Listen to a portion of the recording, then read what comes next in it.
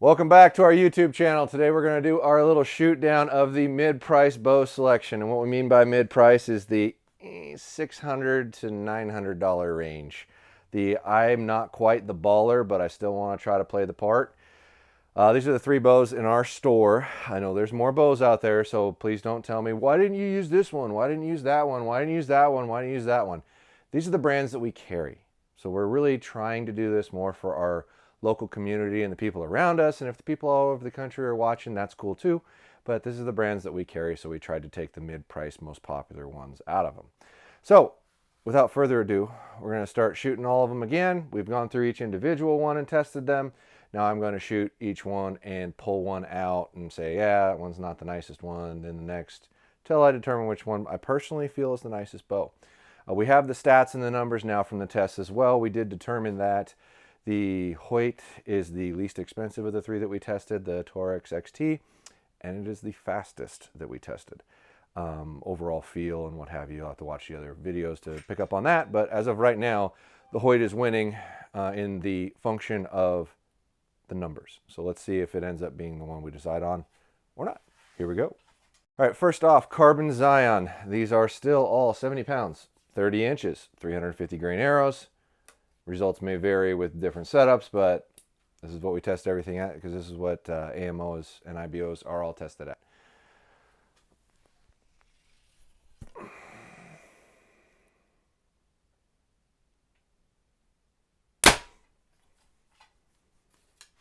Going to shoot 3 out of each one and then eliminate one, which is typically how we have our customers do it when they're trying to pick one.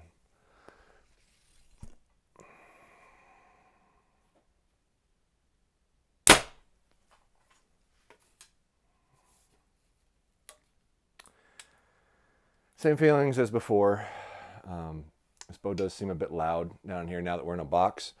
The beauty of testing a bow in an enclosed space is every last little bit of noise it makes will actually bounce off the walls and come back to you, so you'll hear it. Whereas if you're in a big open area, you're not nearly as likely to hear the noise. So I try to make my last decisions in a box, which if you were able to look up and around, there's a ceiling, a wall, and it's open that way. So whatever noise you hear, you're gonna hear in this box. So that's my 3 out of the Zion.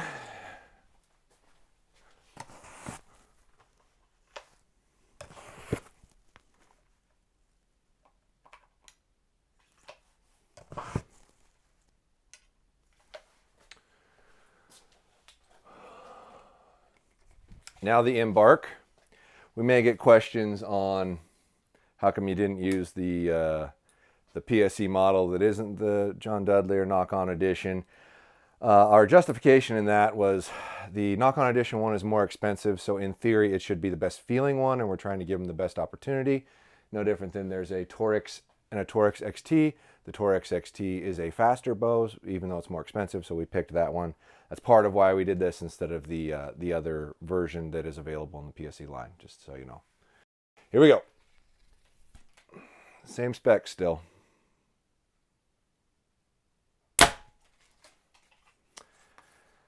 First off, it doesn't seem quite as loud. That Zion in this box sounds pretty loud right now. Granted, there's no string silencers. This does have limb dampeners factory and that doesn't, but we try to test all the bows in a factory condition. We're not trying to give any one bow an advantage over another. This is the way the bow manufacturer sends it to us, so this is the way we test it. Could I make that bow quieter? Yeah, sure. But that's not how they send it to us. So we're being fair and honest as much as we can.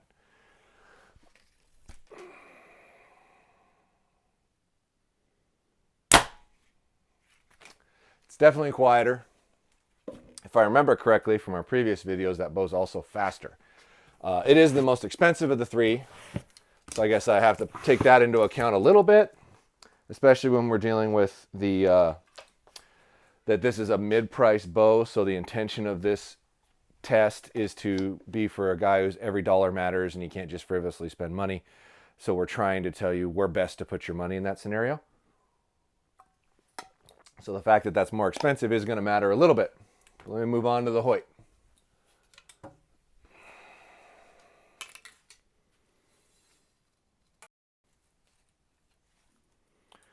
Torx XT.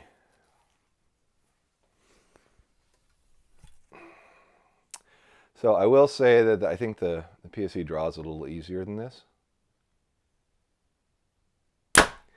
But if I remember right, this bow was substantially faster than both of the other two as well. So I also have to take that into account in my decision. I would say this bow sounds as quiet, maybe even a little more quiet than that PSE.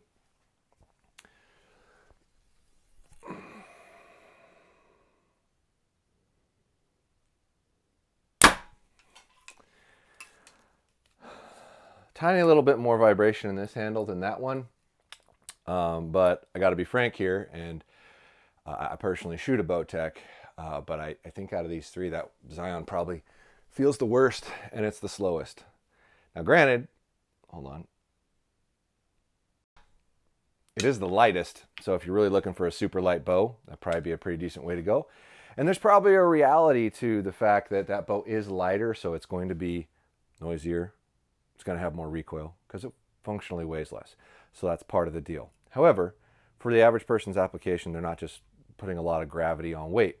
So in this scenario, just being honest, I'm going to have to let this one go back first. So Carbon Zion, you're out. Okay, I'll pull my arrows here and I'll shoot the PSE again. Now, when I get to this point and I'm down to 2, I just want to shoot one arrow back and forth and change them back and forth. So the feeling is as fresh in my mind as possible to how it feels, how it sounds, how it recoils, and how it cycles. So now we're comparing, when you get down to these two, you're comparing an $850 bow to a $650 bow. So in my mind, this bow better jump out to me as 20, 25% better, or why am I spending the money?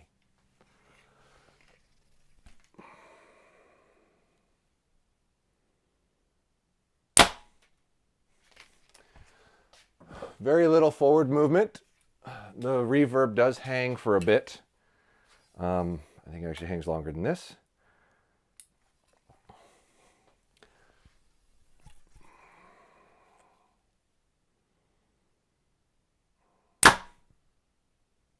Yeah, similar amount of time in reverb. You know, I got to be honest, I don't need to shoot these anymore. I really don't. Even if this bow cost the same as this bow, I'd still buy this bow. This bow is faster. This bow is a tiny bit lighter. Feels very similar in shot, recoil, vibration, etc. This is a better bow, in my opinion. It's nothing personal and what have you, but yeah, I would pick the Torx XT. So, congratulations, Hoyt. In the $600 to $9 range, your $650 bow, in my opinion, was the best bow in that build and that availability. This is an amazing bow. It's really freaking light and it's really fast. Like, this is just as fast as their $1,100 bows. And I'm not all about speed. I'm about what bow is the fastest with equivalent feel in a similar spec. Am I giving up a whole bunch to get this speed? And you're not giving up a whole bunch to get this speed. So for my money, say you got $1,000 to spend total and you want to put a decent amount of that in your accessories, which you really should, because by buying a $50 rest versus a $100 or $150 rest, there's a pretty big difference, and with sights. So if you leave yourself a reasonable budget in your accessories and put some decent monies in your accessories, you're going to have a better overall functioning piece of equipment. So Hoyt Torx XT, the winner of the mid-price showdown. Head on over to podiumarcher.com for all your archery needs. $99 and up is free shipping. If there's things there that you can't find that you're looking for, please message us, contact us. We'll try to add it if we're allowed to sell it on there. We will. Hit like, hit subscribe, keep checking back. But more than anything, thanks for your time. This is a project that, to be honest, I really didn't want to do to begin with. And I've started to become really passionate about it, and I really like it because I did not think it would be able to reach as many people and make a difference for as many people as it does. Because at the end of the day, I simply want to make people better at archery, because you're more likely to stay in the sport. The more of us there are, the better chance we have of overall survival in our sport to grow and become better and better and better. Most of anything, guys, thanks for checking us out. Really appreciate it. See you later.